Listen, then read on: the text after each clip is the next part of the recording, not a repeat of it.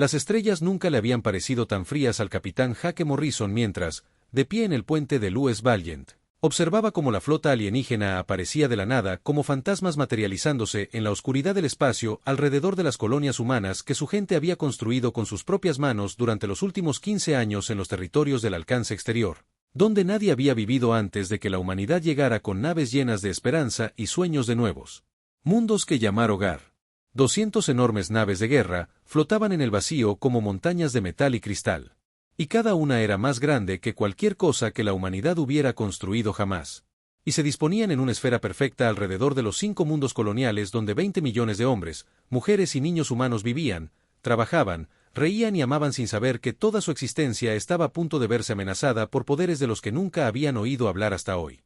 Cuando el Consejo Galáctico decidió que la humanidad había quebrantado leyes que nadie les había dicho que existían, Jai mantuvo la calma a pesar de que su corazón latía con fuerza en su pecho como un tambor de guerra. Porque sabía que todos en el puente lo observaban, esperando a ver cómo reaccionaría su capitán ante esta situación imposible. Se enfrentaban a un enemigo que podía destruirlos a todos sin apenas esfuerzo si así lo decidían. La teniente Amy Price estaba sentada en la estación de comunicaciones, moviendo los dedos sobre los controles, mientras monitoreaba las transmisiones alienígenas que llenaban el espacio a su alrededor con señales en idiomas que la computadora apenas entendía. Pero el mensaje era bastante claro incluso sin una traducción perfecta, porque las amenazas suenan igual en todos los idiomas cuando vienen de alguien con todo el poder y que espera que te inclines y aceptes lo que diga sin cuestionarlo. La pantalla holográfica en el centro del puente parpadeó y luego mostró la imagen de un alienígena de al menos 2,4 metros de altura, con escamas que parecían hechas de metal líquido que cambiaban de color al ser iluminadas desde diferentes ángulos. Sus ojos eran fríos y antiguos, como si hubiera visto 1000 mundos caer ante su gente y esperara ver a 1000 más hacer lo mismo. El embajador Kelfar habló con una voz que sonaba como rocas crujiendo en las profundidades del subsuelo. La traducción llegó nítida y clara en un inglés que todos en el puente pudieron entender perfectamente. Aunque lo deseaban, no podían, porque la ignorancia habría sido más fácil que saber lo que se les iba a exigir. El embajador les explicó que la humanidad había violado la ley galáctica al construir colonias en las regiones exteriores sin obtener primero el permiso del Consejo, y que esto era un delito que requería un castigo inmediato a menos que la humanidad quisiera enfrentarse a todo el poder de las fuerzas militares del Consejo, que había mantenido la paz en la galaxia durante 12.000 años, mediante el simple método de aplastar a cualquiera que se negara a obedecer sus reglas. Jake escuchó cada palabra sin interrumpir, pues quería comprender exactamente a qué se enfrentaban antes de responder. Y notó que el embajador hablaba como alguien que había dado el mismo discurso muchas veces antes a diferentes especies y siempre obtenía el mismo resultado, una sumisión total y completa a la autoridad del Consejo. La exigencia era simple y brutal a la vez, pues el Consejo quería que la humanidad abandonara los 5 mundos coloniales en una semana, expulsara a todas las personas del confín exterior y pagara una multa de 10.000 millones de créditos por el delito de asentarse en mundos que el Consejo afirmaba que les pertenecían. A pesar de que nadie había vivido allí durante millones de años antes de la llegada de los humanos. El teniente Chris Palmer revisó su despliegue táctico y realizó los cálculos 3 veces para asegurarse de no equivocarse antes de informar que la flota humana en la zona constaba de 48 naves de diversos tamaños y clases. Mientras que la flota del Consejo contaba con 200 naves, cada nave alienígena tenía suficiente potencia de fuego para destruir 10 naves humanas sin esfuerzo, y sus escudos eran tan avanzados que las armas humanas ni siquiera podrían hacerles daño. Jake sabía que los números eran malos, pero oírlos en voz alta hizo que la situación pareciera aún más desesperada de lo que ya era, porque no había forma de ganar una batalla directa contra un enemigo tan poderoso y numeroso. Pero también sabía que ganar una batalla no siempre se trataba de tener las armas más potentes ni los escudos más resistentes. El embajador le dio a la humanidad una hora para responder con su acuerdo a las exigencias del Consejo, o de lo contrario comenzarían a expulsar a los humanos de las colonias por la fuerza. Y la forma en que lo dijo dejó claro que la fuerza no sería gentil ni amable, ni le importaría cuántas personas murieran en el proceso.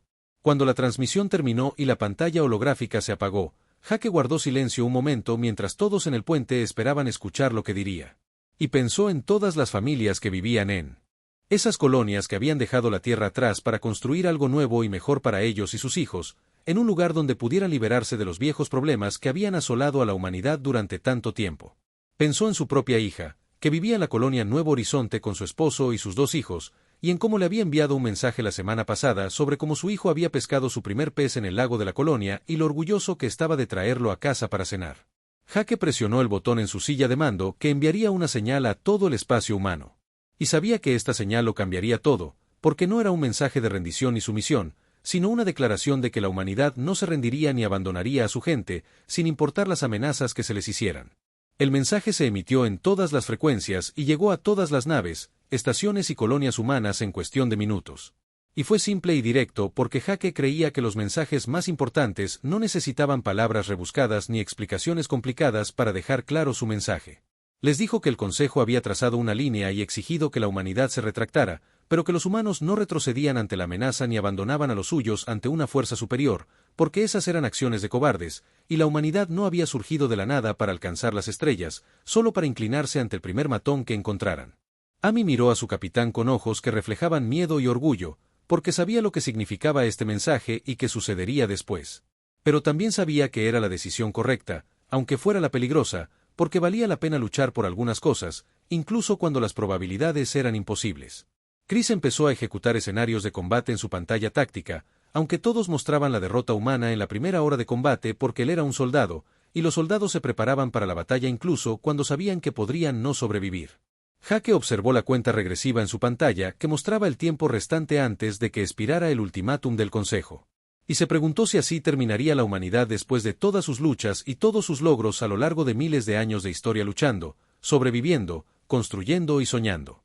Pero entonces empezaron a llegar informes de todo el espacio humano, las naves se dirigían hacia las fronteras exteriores, y miles de voluntarios se alistaban para defender las colonias, y las fábricas cambiaban la producción a armas, municiones y suministros. Porque la humanidad había decidido que si el Consejo quería una guerra, la tendrían, incluso si eso significaba luchar contra todo pronóstico. La flota del Consejo se movía por el espacio como un enjambre de langostas metálicas que descendían sobre los campos de trigo. Y habían realizado esta misma maniobra cientos de veces antes con docenas de especies diferentes que habían cometido el error de creer que podían resistirse a la autoridad del Consejo. Y cada vez, esas especies habían aprendido que la resistencia era feudal y que la sumisión era el único camino que no terminaba en la destrucción total. La comandante Ellen Wright observó cómo las naves alienígenas descendían por la atmósfera de la colonia Nuevo Horizonte desde su puesto en el centro de mando, construido en las profundidades subterráneas específicamente para situaciones como esta. Aunque nadie creía realmente que necesitarían usarlo, pues la humanidad siempre había asumido que tendrían más tiempo antes de encontrarse con otras especies en la galaxia. Los transportes de evacuación despegaron de plataformas de aterrizaje por toda la superficie de la colonia y cada uno transportaba a 1000 personas hacia las estaciones orbitales, donde naves más grandes los esperaban para adentrarlos en el espacio humano y alejarlos de la batalla que estaba a punto de comenzar. Pero simplemente no había suficientes naves para trasladar a todos a tiempo.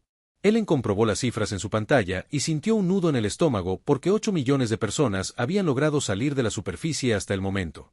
Pero 12 millones aún permanecían en tierra, en ciudades, pueblos y granjas repartidas por 3 continentes. E incluso si todos los transportes funcionaran a la perfección sin averiarse ni retrasarse, no habría forma de evacuar a todos antes de que llegara la flota del Consejo. El teniente Brad Cooper permaneció junto a ella, observando cómo los mismos números se desplazaban por su pantalla. Y no dijo nada porque no había nada que decir que pudiera mejorar la situación o darles más tiempo del que ya tenían.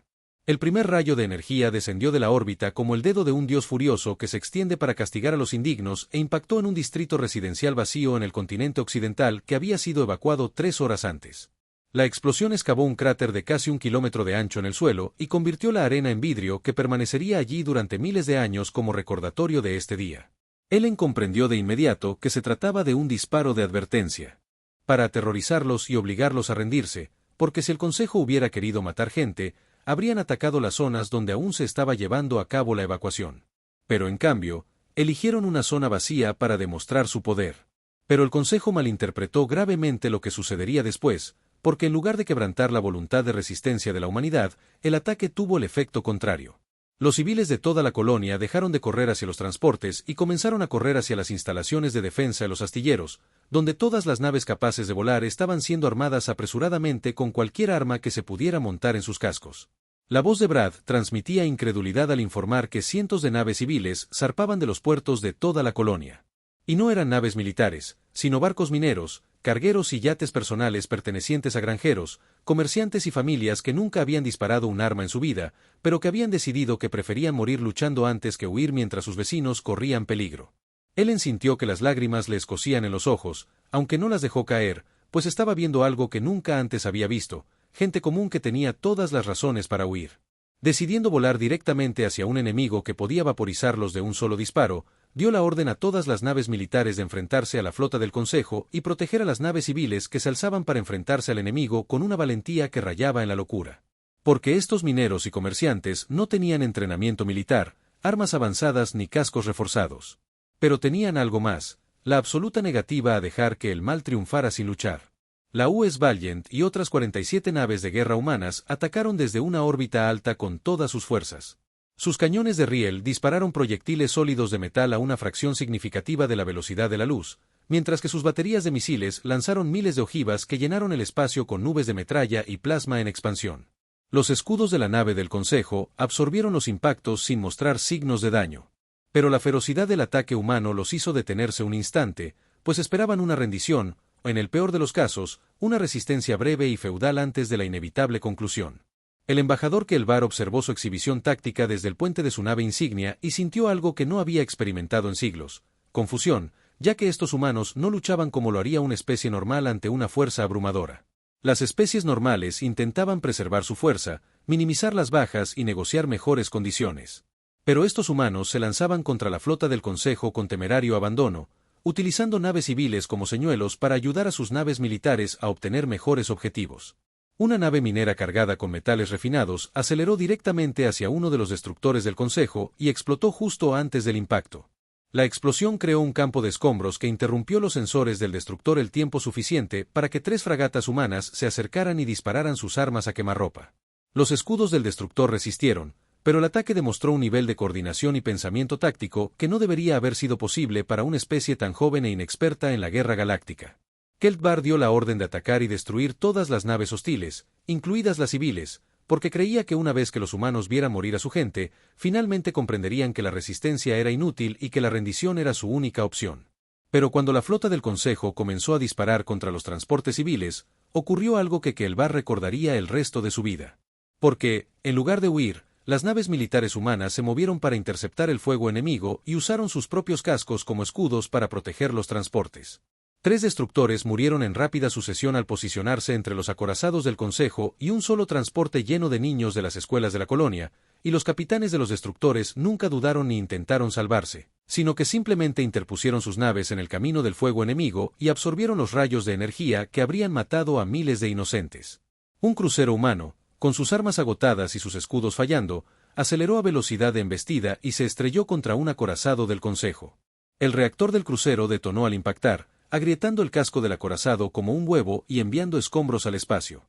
Esto era una locura desde una perspectiva táctica, ya que intercambiar naves una por una con un enemigo que te superaba en número 5 aún no era una derrota garantizada. Pero a los humanos no parecía importarles las matemáticas de la guerra, porque no luchaban para ganar, sino para salvar a la mayor cantidad posible de su gente antes del fin. Ellen coordinó la defensa desde su centro de mando subterráneo y dirigió las naves a donde más se les necesitaba, y vieron cómo su flota moría pieza a pieza para ganar tiempo y continuar la evacuación. Cada minuto que mantenían a la flota del Consejo en un hangar significaba que otro transporte podía despegar y otras 1000 personas podían escapar a un lugar seguro. Y eso era todo lo que importaba, porque la humanidad podía construir nuevas naves y entrenar nuevas tripulaciones. Pero nunca podrían resucitar a los muertos. La batalla duró 6 horas y, al terminar, la flota humana se había reducido a 7 naves tan dañadas que apenas podían mantener la órbita, mientras que la flota del Consejo había perdido 18 naves y otras 30 requerían reparaciones importantes antes de poder volver a luchar. Ellen observó las cifras finales y sintió una extraña mezcla de dolor y orgullo porque su gente había perdido la batalla militarmente. Pero habían logrado su verdadero objetivo: evacuar a 12 millones de civiles a un lugar seguro, perdiendo solo 3 ciudades que habían sido completamente vaciadas antes de que comenzara el bombardeo del Consejo. Las naves del Consejo se retiraron a la órbita alta para reagruparse y reparar sus naves dañadas. Kelvar permaneció en su puente mirando los informes de bajas con una expresión que su tripulación nunca había visto. Habían ganado la batalla, pero les había costado mucho más de lo que esperaban, y los humanos les habían hecho pagar por cada centímetro de terreno que habían conquistado, y lo más importante, los humanos habían salvado a su gente a pesar de enfrentarse a una situación desesperada. Kelvar envió su informe al Consejo Galáctico en la estación primaria e intentó explicar lo sucedido, pero sabía que no lo entenderían hasta que lo vieran con sus propios ojos, porque no había palabras para describir adecuadamente la lucha. Un enemigo que se negaba a reconocer su derrota. En la estación primaria, Los miembros del Consejo leyeron los informes, vieron las cifras y tomaron su decisión con la tranquila seguridad de seres que habían gobernado la galaxia durante 12.000 años sin enfrentarse jamás a un desafío serio a su autoridad. Enviarían la gran flota de 5.000 naves al espacio humano y aplastarían a esta especie advenediza de forma tan completa que todas las demás civilizaciones de la galaxia verían lo que sucedía al desafiar la voluntad del Consejo. Pero lo que no entendían ni podían imaginar era que ya habían cometido el error fatal de asumir que la humanidad reaccionaría como todas las demás especies que habían conquistado antes. La presidenta Linda Hayes estaba sentada en el búnker de mando en las profundidades del Océano Pacífico, donde las paredes eran de hormigón armado de 3 metros de espesor, y el aire olía a miedo y determinación reciclados, mezclados a partes iguales, mientras se preparaba para dirigirse a cada ser humano de todas las colonias, estaciones y naves que conformaban la dispersa presencia de la humanidad entre las estrellas. Su gabinete la rodeaba de rostros que denotaban agotamiento tras 3 días de reuniones continuas intentando averiguar cómo librar una guerra contra un enemigo que tenía más naves, mejor tecnología y 12.000 años de experiencia conquistando otras especies que finalmente se habían rendido. Los asesores militares habían presentado 17 planes estratégicos diferentes, y cada uno de ellos terminó con la derrota humana en un plazo de entre 6 meses y 2 años, dependiendo de lo bien que el Consejo aprovechara su ventaja y de cuántos errores cometiera en el proceso. Pero Linda había rechazado los 17 planes porque se basaban en la suposición de que la humanidad libraría una guerra convencional con tácticas convencionales, y ella había aprendido hacía mucho tiempo que el pensamiento convencional conducía a resultados convencionales, que en este caso significaban la extinción. Miró a la cámara que transmitiría su rostro a miles de millones de personas y respiró hondo antes de comenzar a hablar con una voz que transmitía el peso de alguien que entendía exactamente lo que le pedía a su pueblo que soportara. Linda les dijo que el Consejo Galáctico había declarado la guerra a la humanidad porque los humanos se habían atrevido a colonizar mundos sin pedir permiso a seres que afirmaban poseerlo todo, simplemente porque llevaban más tiempo en el planeta. Explicó que el Consejo creía que la humanidad se rendiría como todas las demás especies anteriores porque rendirse era lógico y práctico, y salvaría vidas a corto plazo, incluso si eso significaba vivir bajo el gobierno del Consejo para siempre. Pero Linda dijo que la humanidad nunca había sido particularmente buena en ser lógica o práctica cuando se trataba de libertad, dignidad y el derecho a vivir sin doblegarse ante los abusadores que exigían sumisión. Les recordó la historia de la Tierra, donde los humanos habían librado innumerables guerras contra la tiranía y la opresión. A veces habían ganado y a veces habían perdido, pero nunca habían dejado de luchar porque la alternativa era vivir de rodillas. La voz de Linda se endureció al decirles que el Consejo enviaría 5.000 naves para aplastar a la humanidad y dar un ejemplo que sería recordado en toda la galaxia durante los próximos 12.000 años. Dijo que el Consejo esperaba que los humanos se derrumbaran ante el peso de las adversidades, porque eso era lo que todas las demás especies habían hecho al enfrentarse a la misma decisión. Pero la humanidad no era como las demás, pues los humanos habían salido de cuevas para conquistar su propio mundo y luego alcanzaron las estrellas sin ayuda de nadie. Y lo habían logrado mediante una obstinada negativa a aceptar que algo fuera imposible. Linda se inclinó hacia la cámara y sus ojos ardían con intensidad mientras hacía su promesa a todos los humanos que la escuchaban. Les dijo que si el Consejo quería la guerra, la humanidad les daría una guerra como nunca antes habían experimentado. Porque los humanos no luchaban para ganar batallas, sino para que el enemigo se arrepintiera de haber iniciado la lucha. La transmisión terminó, pero sus palabras resonaron por el espacio humano como ondas que se extienden desde una piedra arrojada al agua quieta. En astilleros que orbitaban la Tierra y Marte, y en una docena de mundos coloniales, los equipos de construcción trabajaban sin descanso construyendo nuevas naves con diseños que habían permanecido en archivos militares, esperando el día en que pudieran ser necesarias. En laboratorios repartidos por 3 sistemas estelares, los científicos trabajaban en armas que solo existían en teoría porque los gobiernos anteriores las consideraban demasiado peligrosas, caras o moralmente cuestionables para construirlas. Pero la guerra tenía una forma de hacer que la gente reconsiderara sus límites morales. En los centros de entrenamiento de todos los mundos humanos, millones de civiles se ofrecían como voluntarios para unirse al ejército. Desde adolescentes que acababan de terminar la escuela hasta abuelos que habían vivido las luchas pasadas de la humanidad y recordaban lo que significaba luchar por algo por lo que valía la pena morir. La gran flota del Consejo comenzó a reunirse en los confines del espacio humano, y tardaron 3 meses en ensamblar las 5.000 naves, ya que una armada de ese tamaño requería una cuidadosa coordinación y enormes cantidades de suministros. El embajador Kelbar comandaba uno de los 20 grupos de batalla que componían la gran flota, y observaba la llegada de las demás naves con una inquietud inexplicable. Porque, lógicamente, debería haber sido una simple cuestión de fuerza abrumadora contra un enemigo ampliamente superado. Pero recordaba la batalla en la colonia Nuevo Horizonte y cómo los humanos habían luchado con una desesperación que rozaba la locura. Y se preguntaba si el Consejo realmente comprendía a que estaban a punto de enfrentarse. El alto consejero Tne, quien dirigía el Consejo Galáctico, enviaba mensajes regulares a los comandantes de flota, recordándoles que esta guerra iba más allá de derrotar a la humanidad, ya que se trataba de enviar un mensaje a todas las especies de la galaxia. La autoridad del Consejo era indiscutible. Tain era un ser de energía pura contenida en una matriz cristalina. Y había gobernado el Consejo durante 3000 años con absoluta confianza en la rectitud de sus decisiones. Porque en 3000 años, nadie se le había opuesto con éxito. Él creía que los humanos no eran nada especial y que su resistencia en Nuevo Horizonte había sido una casualidad nacida de la desesperación, una situación que no se repetiría una vez que se enfrentaran al verdadero poder militar del Consejo. La almirante Casey Brooks comandaba la flota de defensa humana, compuesta por 300 naves construidas a toda prisa y tripuladas por voluntarios que habían entrenado durante semanas en lugar de años, simplemente porque no habían tenido tiempo para hacerlo correctamente. Sabía que su flota no podía ganar una batalla directa contra 5000 naves del Consejo. Pero también sabía que ganar no siempre consistía en destruir al enemigo, sino en hacerle pagar un precio tan alto que decidiera que la victoria no valía la pena. Casey había estudiado toda la información que la humanidad había recopilado sobre el Consejo a lo largo de los años.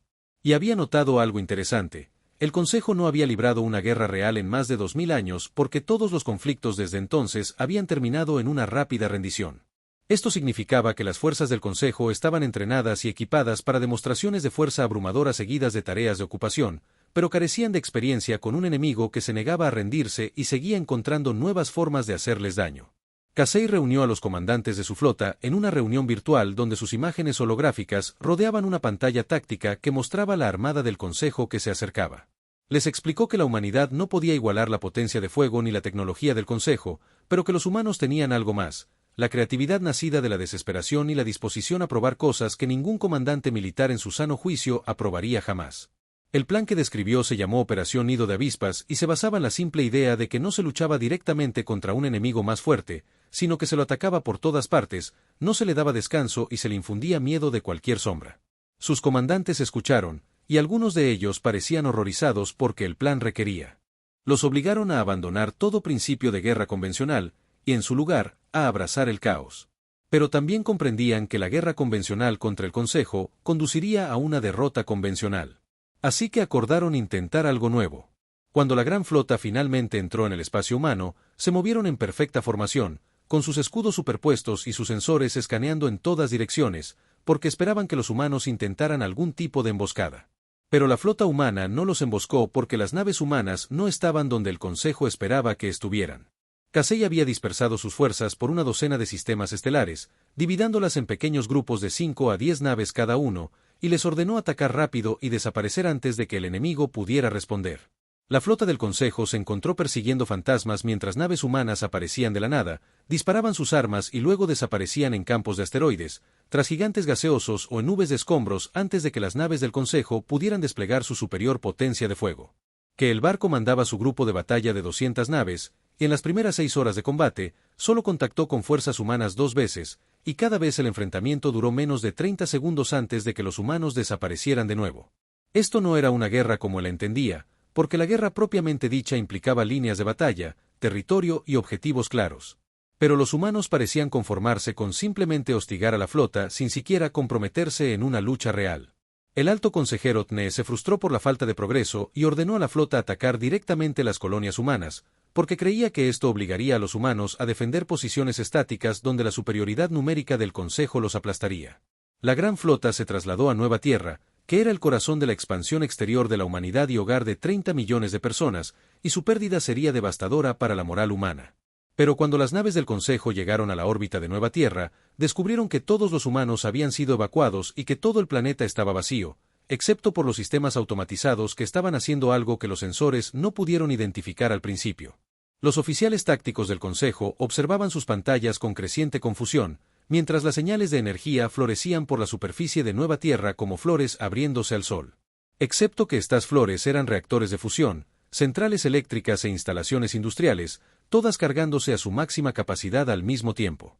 El embajador Kelvar sintió que se le helaba la sangre en las venas al comprender de repente lo que habían hecho los humanos, porque ninguna especie cuerda consideraría siquiera algo tan extremo.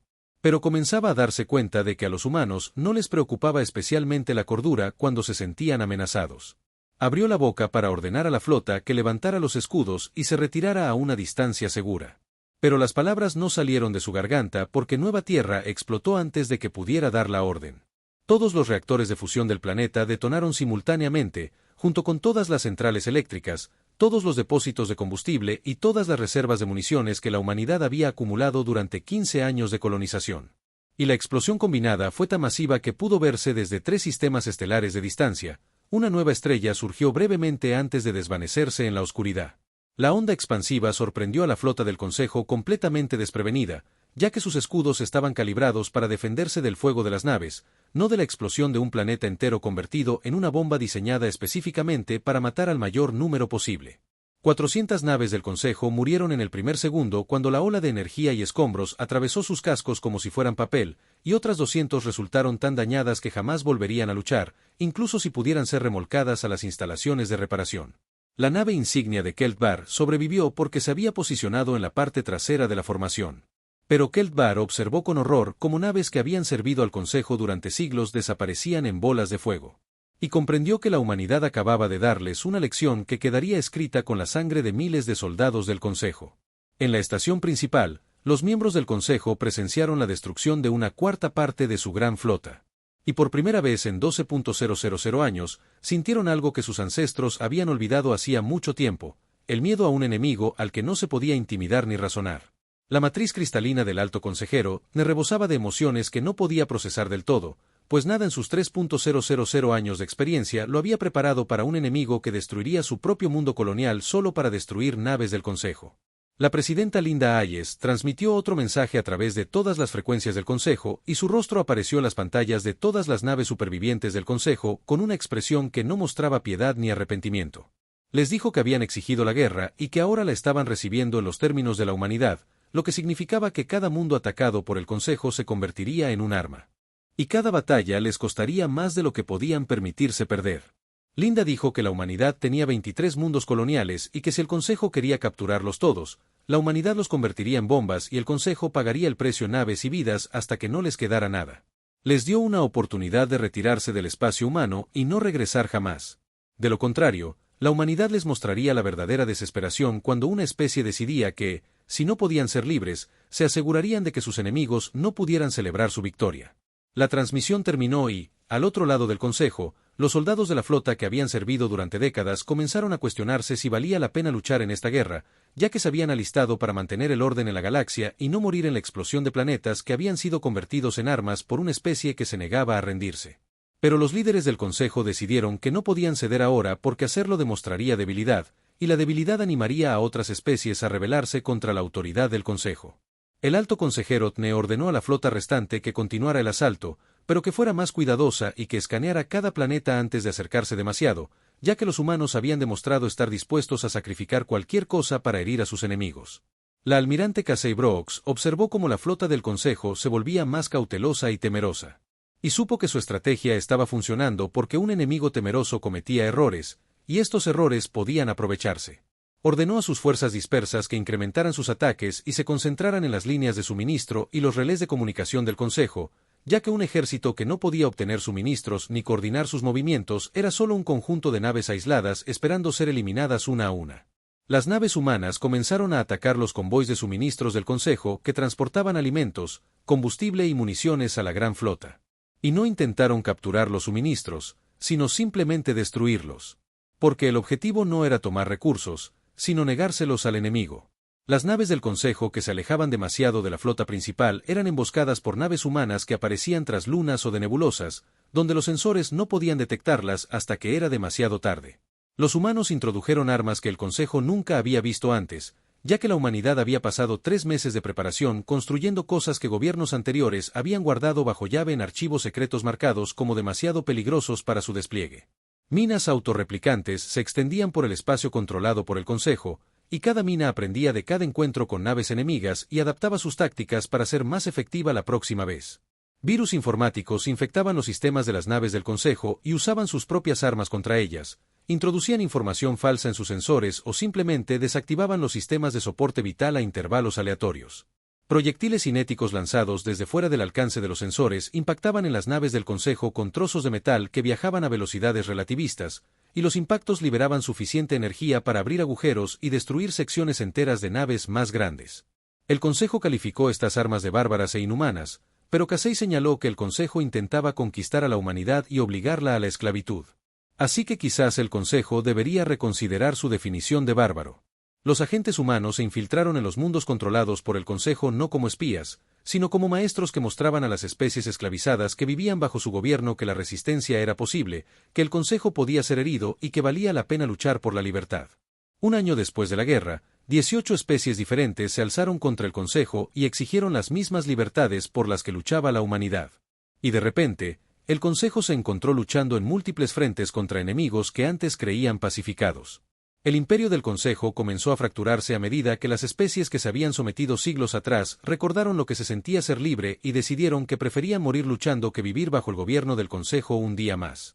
El alto consejero, Ne intentó mantener la calma.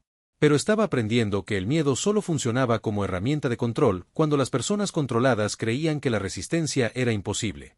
Y la humanidad había demostrado que la resistencia era muy posible, incluso contra adversidades abrumadoras.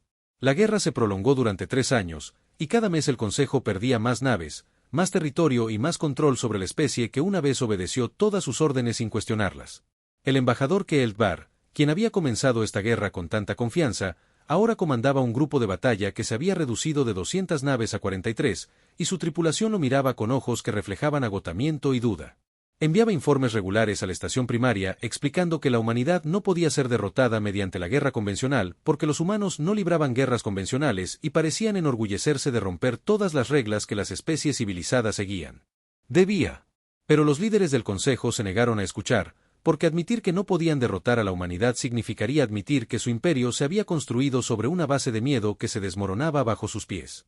La almirante Casey Brooks reunió a sus comandantes restantes para otra reunión virtual y les dijo que había llegado el momento de poner fin a esta guerra porque la humanidad había demostrado su punto. Y ahora era el momento de dejar claro ese punto de una manera que el Consejo jamás olvidaría. Le quedaban 50 naves de las 300 con las que había empezado, y cada una de ellas se mantenía en pie con piezas de repuesto y oraciones, y su tripulación estaba compuesta por personas que no habían dormido bien en meses.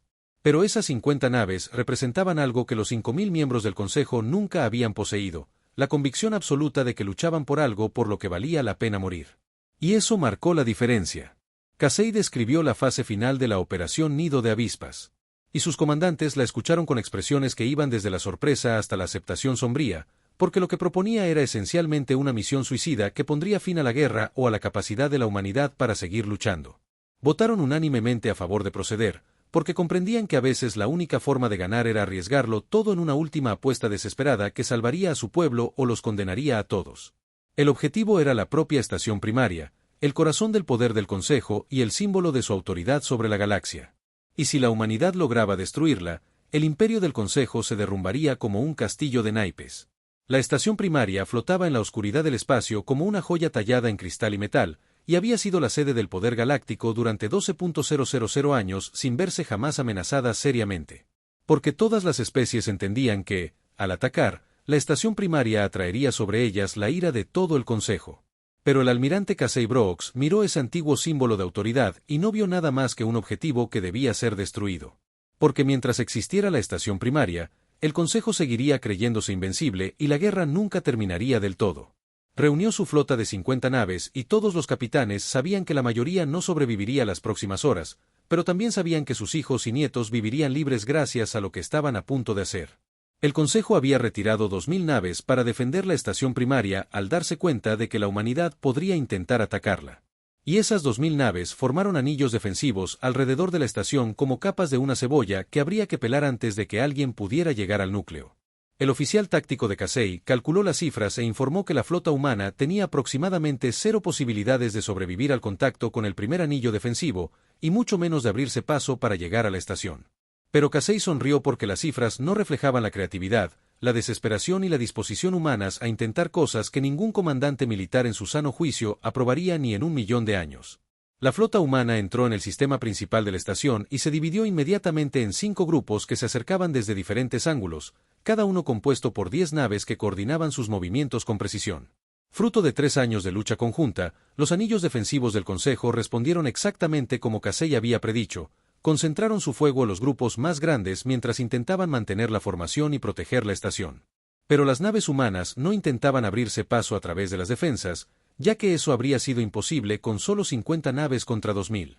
En cambio, estaban creando caos y confusión, obligando a las naves del Consejo a reaccionar a amenazas provenientes de múltiples direcciones a la vez, lo que impidió que el Consejo concentrara eficazmente su abrumadora potencia de fuego. 3 naves humanas rompieron su formación y aceleraron directamente hacia el primer anillo defensivo, y las naves del Consejo las atacaron a raudales y las destruyeron a las 3 en cuestión de segundos. Pero esas 3 naves habían sido señuelos que les dieron tiempo a las otras 7 para colarse por las brechas. En la formación defensiva, Casey observaba su despliegue táctico mientras una nave tras otra moría, ganando segundos y metros para que sus compañeras avanzaran más profundamente en los anillos defensivos. Y cada muerte le dolía como un puñal en el pecho. Pero no podía permitirse el lujo de lamentarse, porque su gente necesitaba su fuerza. Un destructor llamado U.S. Implacable logró penetrar hasta el segundo anillo defensivo antes de que sus escudos fallaran y su casco comenzara a agrietarse bajo el fuego concentrado. El implacable capitán no intentó retirarse ni rendirse, sino que apuntó su nave directamente a la estación principal y puso los motores a máxima potencia. Y cuando las naves del Consejo finalmente destruyeron el destructor, ya estaba demasiado cerca de la estación como para detener su impulso. El Relentless se estrelló contra los escudos exteriores de la estación primaria y su reactor de antimateria detonó con la fuerza de una pequeña estrella. La explosión fue tan brillante que pudo verse desde el borde del sistema.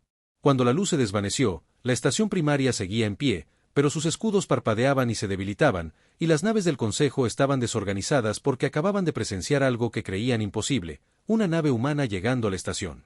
Casey vio la oportunidad y ordenó a todas las naves restantes que convergieran en el punto de ruptura, y sus capitanes respondieron sin dudarlo, a pesar de saber que era un viaje sin retorno. 15 naves humanas lograron atravesar los ahora caóticos anillos defensivos y rodearon la estación primaria, disparando con todas sus fuerzas contra los escudos debilitados, mientras las naves del Consejo las perseguían e intentaban detenerlas. La batalla alrededor de la estación primaria se convirtió en una melee de naves disparando a quemarropa, colisionando y explotando. Y durante todo ese tiempo, las naves humanas no dejaron de disparar contra la estación, incluso mientras morían una a una. El alto consejero Dead, desde el interior de la estación, vio cómo sus escudos fallaban y las armas humanas comenzaban a impactar el casco. Y por primera vez en 3000 años, sintió auténtico terror al comprender que estos humanos iban a matarlo. Las 3 últimas naves humanas formaron un triángulo alrededor de la estación primaria y conectaron sus reactores en una configuración que debería haber sido imposible, ya que la retroalimentación energética destruiría las 3 naves en cuestión de segundos. Pero eso era exactamente lo que querían, porque esos 3 reactores conectados crearían una explosión lo suficientemente grande como para romper la estación primaria como un huevo y acabar con el reinado del Consejo para siempre. El embajador Keelbar observó desde su nave insignia cómo las naves humanas comenzaban su maniobra final, y supo que debía intentar detenerlas. Pero una parte de él se preguntaba si la humanidad le estaría haciendo un favor a la galaxia al destruir un gobierno que había gobernado a través del miedo durante tanto tiempo. Las 3 naves humanas detonaron simultáneamente, y la explosión atravesó el casco de la estación primaria y destrozó las torres cristalinas donde los miembros del Consejo vivían, trabajaban y gobernaban a más de 300 especies. Cuando los escombros finalmente cesaron, la estación primaria, en expansión, desapareció, y con ella murieron el alto consejero Tne y la mayor parte de los líderes del Consejo, quienes se creían intocables. Casey murió en su nave insignia durante el avance final hacia la estación. Pero antes de morir, activó una transmisión que transmitió a través de todas las frecuencias del Consejo y mostró a todas las especies de la galaxia lo que la humanidad había logrado. La presidenta Linda Hayes tomó el control de la transmisión, y su imagen apareció en las pantallas de 300 mundos mientras se dirigía a los restos del gobierno del Consejo y a las especies que habían gobernado durante tanto tiempo. Les dijo que el Consejo Galáctico estaba acabado, que su imperio había terminado y que cualquier especie que intentara continuar su legado de tiranía correría el mismo destino que la estación primaria. Pero también ofreció paz a cualquier especie que quisiera vivir en libertad y cooperación en lugar de dominación. Y los invitó a unirse a una nueva federación basada en el respeto mutuo y la defensa compartida contra quienes intentaran esclavizar a otros. Linda dejó claro que la humanidad no quería gobernar la galaxia porque los humanos acababan de demostrar hasta dónde llegarían para evitar ser gobernados por nadie más. Dijo que el precio de cruzar la línea de la humanidad era una catástrofe para quienes lo intentaran, y que el Consejo lo había pagado en su totalidad. Durante los meses siguientes, 140 especies se unieron a la federación que la humanidad formó, y trajeron consigo recursos, tecnología y conocimiento que el Consejo había atesorado durante miles de años. Los leales al Consejo restantes se retiraron a sus sistemas de origen, lamiéndose las heridas e intentando comprender cómo habían perdido un imperio que había durado 12 milenios ante una especie que solo había estado en el espacio unas pocas décadas. El embajador Kelfar fue uno de los pocos comandantes del Consejo que sobrevivieron a la guerra y dedicó sus últimos años a escribir una historia del conflicto que sería estudiada por militares de toda la galaxia durante generaciones. Tituló su obra La Catástrofe porque era la única palabra que describía adecuadamente lo que sucedió cuando el Consejo cometió el error fatal de pensar que la humanidad se sometería como todas las demás especies anteriores. El capitán Jake Morrison, quien inició la guerra desde el puente del U.S. Valiant, vivió para ver la paz que siguió, y se retiró a un pequeño mundo colonial donde podía contemplar las estrellas y recordar a todas las personas que murieron para hacer posible esa paz. La teniente Amy Price se convirtió en capitana, luego en almirante y, finalmente, en comandante de la flota combinada de la Federación que protegía a las especies miembro de las amenazas externas y la tiranía interna. En la Tierra, la presidenta Linda Hayes sirvió 3 termas ms antes de jubilarse.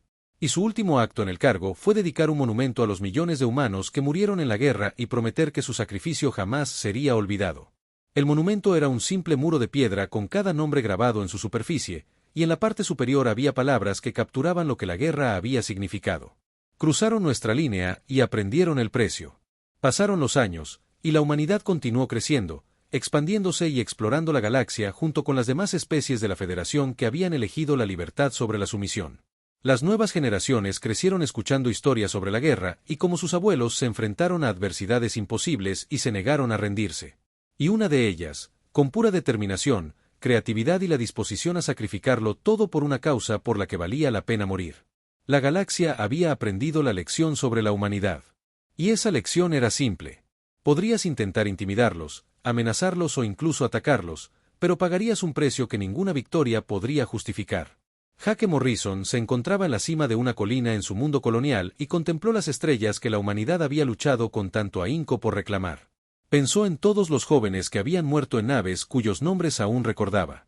Una joven subió la colina, se sentó a su lado y le preguntó en qué estaba pensando, pues había oído que era un héroe de la guerra. Pero no parecía un héroe, solo un anciano contemplando el atardecer. Jake sonrió y le dijo que no era un héroe, porque los héroes eran quienes morían protegiendo a otros, mientras que él había tenido la suerte de sobrevivir.